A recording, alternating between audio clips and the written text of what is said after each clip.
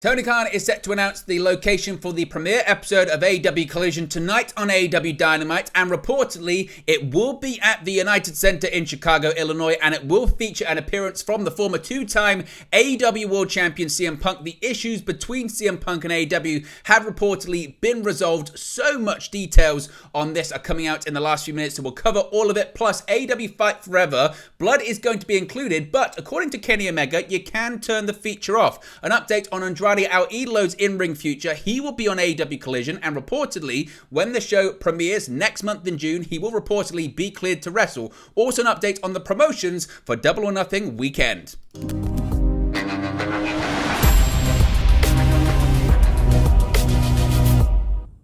Hey guys, welcome back to Wrestling News 365. Hope everyone is doing very well. As always, there are plenty of news stories to get into in the world of All Elite Wrestling. The biggest is CM Punk, AEW Collision. The big announcement from Tony Khan tonight on AEW Dynamite on TBS. He will be announcing the location of the premiere episode of AEW Collision. And spoilers ahead, it's one of the worst kept secrets, I suppose, in professional wrestling at the moment. But I guess the biggest story is that if it wasn't in Chicago, that would imply something once again has gone wrong between CM Punk and AEW. But reportedly, that will not be the case. With just a few days left before AEW Double or Nothing, you would think that all eyes would be on the main event picture heading into tonight's edition of AEW Dynamite in Las Vegas. And while there is some interest in the Four Pillars match this Sunday, many will be tuning in to Dynamite tonight to find out which city will host the first ever AEW Collision show in June. For some time now, the debut location for the event has been rumored to be the United Center in Chicago, Illinois. Of course, that being a fitting backdrop for a returning CM Punk, and that's if,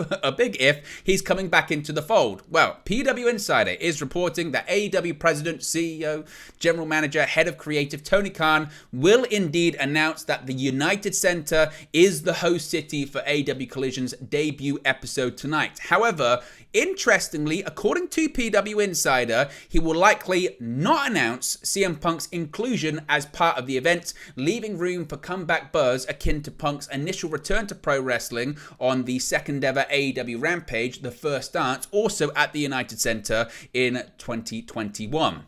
It is also reiterated that CM Punk is expected to be part of AEW Collision, and reports that there were issues between CM Punk and AEW this past week were reportedly, quote, overblown. This is in line with what has been reported by other people, such as Nick Hausman at House of Wrestling, that communication has been open and that Punk and Tony Khan's relationship is on solid footing right now. So again, just to confirm the rumors and reports, and they are just reports, and again, stuff has been reported and the opposite has happened. So again, leave it up to your own interpretation. But PW Insider is reporting that the United Center will be announced as the location for the premiere episode of AEW Collision, and that CM Punk will make an appearance on the show. But don't expect a CM Punk announcement, i.e. Punk is going to be returning tonight. Again, anything could happen and anything could change. But what Punk will be doing when he returns to action is still very much up in the air. Chris Jericho and Punk recently met for a one-to-one meeting recently,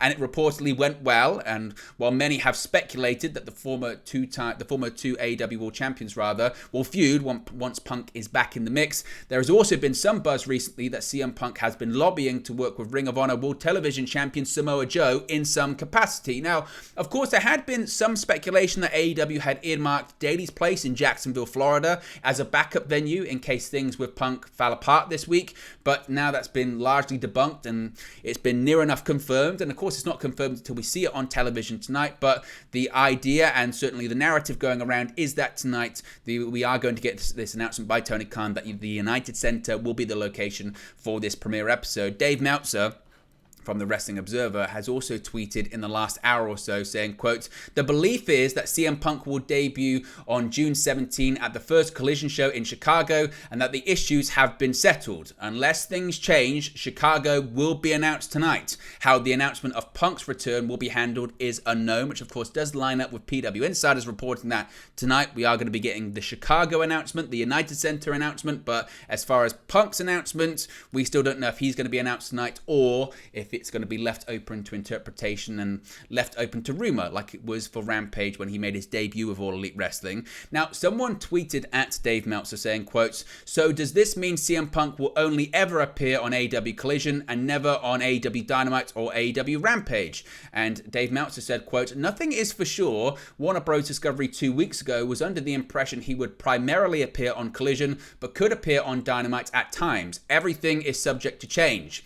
Now, Brian Alvarez, who certainly has had CM Punk's ire, to say the least, over the last week, with CM Punk saying several things on social media about Alvarez, has also tweeted out, quote, "Everything everything is clear for liftoff tonight." And this one is assuming in reference to CM Punk as well. Now, when it comes to AEW Collision as well, it has been reported that Collision will start the beginning of a roster split or a brand split. Maybe not officially, but certainly a hard roster split has been speculated and even reported by the likes of Sean Ross Sapp of Fightful Select.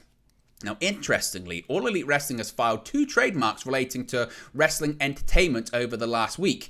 Quote, AEW Saturday Collision and Transfer Portal, they are the 2 trademarks that have been filed. Now, the first trademark is fairly self-explanatory, and the second may lead credence to the idea that the company might be instituting some kind of brand split with the debut of their new show next month. A transfer portal is a tool used in college sports to facilitate the movement of athletes from one team to another. It was launched by the NCAA back in 2018 and is used for both football and basketball. The system allows athletes to express their desire to transfer, and after a set amount of time, other schools are able to contact the player, with rules in place to keep the system as fair as possible. It's unclear how exactly this will be utilized in professional wrestling, but considering AEW President Tony Khan's position with the NFL's Jacksonville Jaguars, as well as Fulham in the United Kingdom, it shouldn't come as too much of a surprise to see the company utilize a sports influence approach. If AEW does, in fact, opt for a brand split, it remains to be seen if they also utilize a full draft to separate AEW Dynamite and AEW Collision rosters like the WWE do. As I mentioned, Collision is set to debut on June 17, and it is looking likely that tonight it will be announced that the United Center is the place of the premiere episode. Now, Eric Bischoff has had his say on all of these things, Collision as well, and I know some people say, well, why do you bring up what Eric Bischoff says? He's clearly an AEW hater, but I do think it's important to show both sides of the opinion when it comes to Collision, AEW, and CM Punk as well, because some people, they're totally repulsed almost by the CM Punk and AEW drama recently, while some people are huge fans of AEW and CM Punk, and I think it's important to have everyone's opinion, because as always, I know you'll let me know your opinion in the comment section below. Now, as evidenced by the reported slow ticket sales for AEW Collision, fans aren't exactly chomping at the bit for AEW's upcoming Saturday night show. On his 83 Weeks podcast, WWE Hall of Famer Eric Bischoff shared his belief that the oversaturation of AEW's product could be a reason for the lack of excitement in advance of the new 2-hour show that is set to premiere on June 17.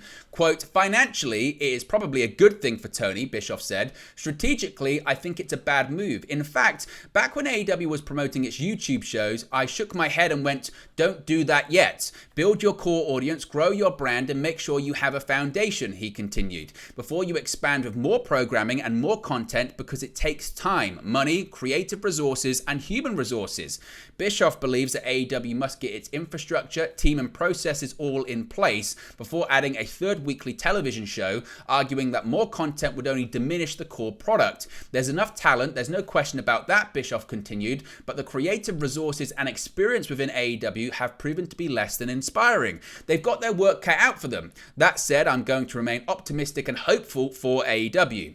Bischoff then wondered if the primetime Saturday evening time slot would work for or against AEW. Quote, obviously somebody in TBS knows something or believes something that I don't know or believe, Bischoff said. That's a tough slot. Plus you add the clown car antics surrounding CM Punk and the announcement and the unannouncement and all that. They're stepping into a very difficult time slot very awkwardly.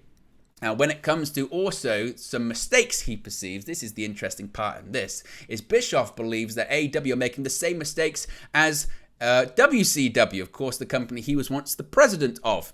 Eric Bischoff has been something of a ghost of Christmas past for AEW, but hasn't always been as explicit in that advice as he was in the most recent 83 Weeks show, where Bischoff admitted that he sees a lot of the past repeating in AEW.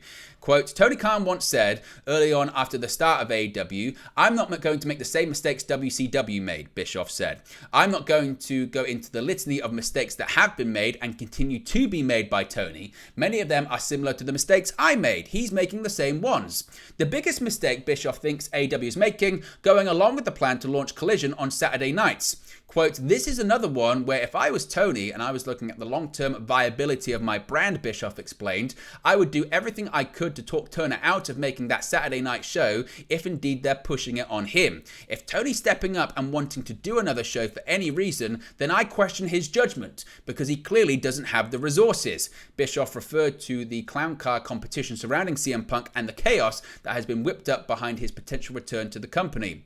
Bischoff reminisced on how bad a decision it was adding WCW Thunder to its weekly lineup was, quote, and keep in mind, we were hot, Bischoff reminded his co-host that WCW was profitable and beating WWE in the ratings, and Thunder still ended up being a burden, calling it the beginning of the end for WCW. Because I lived through that, and I hope Tony wouldn't make that mistake again, Bischoff confessed, but here we are.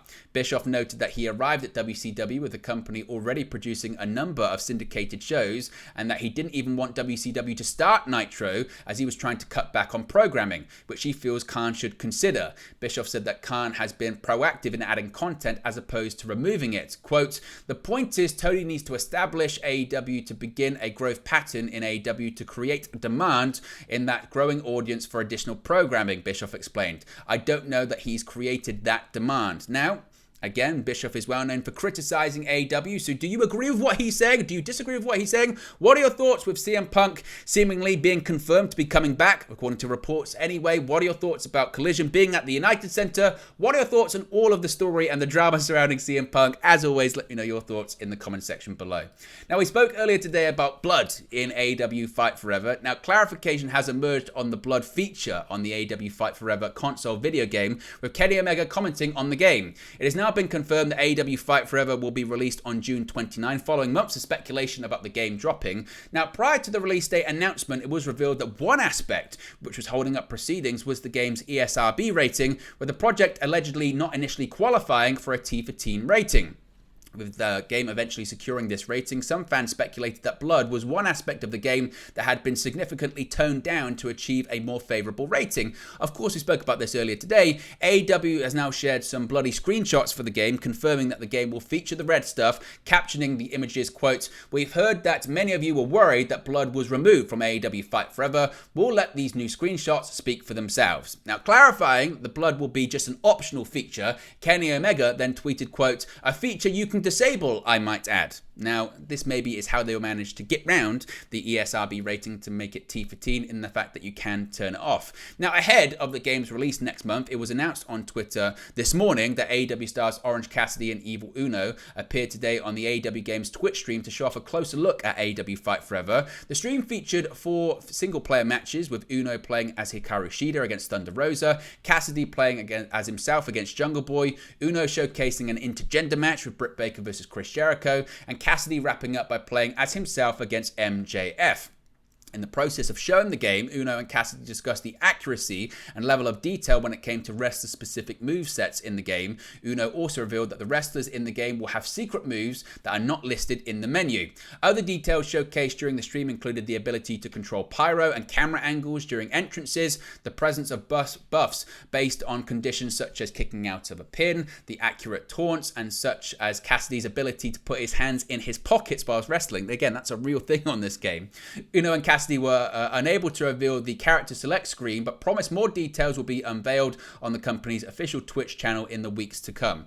As I mentioned earlier this week, the company announced a June 29 release date for AEW Fight Forever, with Kenny Omega sharing the news via video along with some brief snippets of new footage. The game is set to feature a roster of 50 AEW performers, with stars such as Kenny Omega, CM Punk, and Hangman Adam Page available at launch. It is expected that over time, more AEW stars, graphics, and arenas will be added to the game. Now, going back to AEW Collision, when the announcement was made last week, of course, that AEW Collision was coming to TNT next month, one of the names listed in the press release and announcement was Andrade El Idolo. With the recent reveal of AEW Collision, All Elite Wrestling also subtly revealed that Andrade El Idolo was set to make his in-ring return, with Andrade featured on promotional materials for the new Saturday Night Wrestling show. Andrade has been out of action due to a pectoral injury, but a report from the Wrestling Observer Radio's Dave Meltzer suggests that Andrade should be ready to wrestle by the time Collision debuts on June 17. Quote, Andrade will be back in time because Andrade is actually working a show in Mexico 2 days before, which I believe is going to be the first match back, so he should be back on that show and ready to go after his surgery to repair his torn pec, Meltzer stated. El Idolo underwent surgery in late November to fix a torn pec, last wrestling for AEW in September 2022 as part of the Casino ladder match at AEW All Out. Now, his future in the company has been the topic of much discussion over the past 12 months, having served a suspension due to conduct, whilst reports of dissatisfaction swirled around the former NXT champion. But he did appear in a video last week saying that he was excited to be back and is going to be part of the Collision brand moving forward. Finally, Double or Nothing is this weekend. All Elite Wrestling and Johan Promotions are teaming up to bring Double or Nothing to select theatres, bars and restaurants across North America. The partnership was announced in a press release Tuesday. Some of the participating locations in the United States include AMC Regal, Cinemark, Imagine Entertainment and Galaxy Theatres, as well as select Dave & Buster's and Tom's Watch Bar. Some of the places that Double or Nothing will be airing in Canada include various landmark cinemas and Cineplex. A full list of participant locations can be found in the press release. Per the press release, Johan Jr. and the president of Johan Promotions noted how his company was proud of its partnership with AEW and excited to see the continued growth in bars and restaurants for Double or Nothing. Double or Nothing, of course, is taking place Sunday at the T-Mobile Arena in Las Vegas, Nevada. AEW World Champion MJF is set to defend his title in a four-way match against Sammy Guevara, Jungle Boy Jack Perry and Darby Allin, while AEW Women's World Champion Jamie Hayter will be defending her title against the Outcast Toni Storm. Other title matches set for the pay-per-view include FTR defending the AEW World Tag Team Championships against Jay Lethal and Jeff Jarrett, Wardlow defending the TNT Championship against Christian Cage in a ladder match, TBS Champion Jade Cargill defending her title against Taya Valkyrie, and Orange Cassidy defending the AEW International Championship against 20 challengers in a Blackjack Battle Royale. The only non-title matches are the Anarchy in the Arena match between the Blackpool Combat Club's Bryan Danielson, Jon Moxley, Claudio Castagnoli and Wheeler Yuta, and the Elites Kenny Omega, the Young Bucks and Hangman Adam Page, and also an unsanctioned match between Chris Jericho and Adam Cole. But there you go, guys. It's the latest AEW news for you. Be sure to smash a like on the like button. Be sure to subscribe bottom right-hand corner. Let me know your thoughts, as always, in the comment section below. And I'll speak to you again very, very soon. Hey guys, thank you for watching, listening, streaming, or however you come across this video today. Be sure to click on the video on the right there to watch our next video, or click the bottom there to subscribe, or the bottom right hand corner. Thank you very much, and I'll speak to you again very soon.